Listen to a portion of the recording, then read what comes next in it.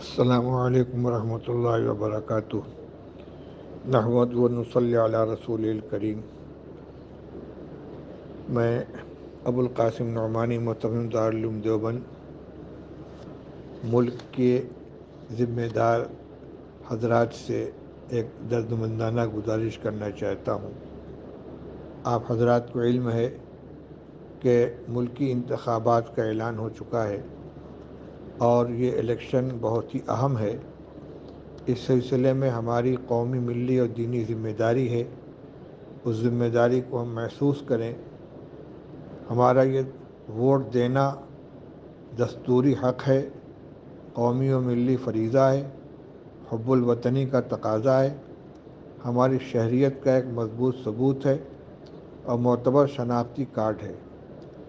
اس لیے سب سے پہلا کام تو یہ ہے کہ ووٹر لسٹ کا جائزہ لے کر اپنے گھرانوں میں، اپنے آس پاس پڑوس میں، اپنے اہل تعلق میں 18 سال کی عمر پوری کرنے والے جن نوجوانوں، بچیوں کا نام ووٹر لسٹ میں شامل نہ ہو، ان کا اندراج کرایا جائے اور الیکشن کے دن ہر شخص کو ووٹ ڈالنے کا ذمہ دار بنایا جائے۔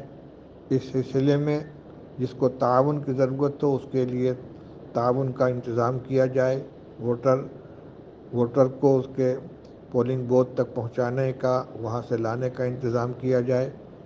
اسی طرح مرد حضرات اپنی خواتین کو اور گھر کے جو ووٹر ہیں ان کو بھی حفاظت کے ساتھ پولنگ بوتھ تک لے جا کر ان کا ووٹ گزروائیں۔ غفلت کی وجہ سے کوئی ووٹ ضائع نہ ہونے پائے۔ جو حضرات روزگار یا تعلیم کے سلسلے میں دوسرے علاقوں میں مقیم ہوں وہ بھی کوشش کریں کہ الیکشن کے دن جہاں ان کا ووٹ ہے وہاں پہنچ کر اپنے ووٹ کا استعمال کریں۔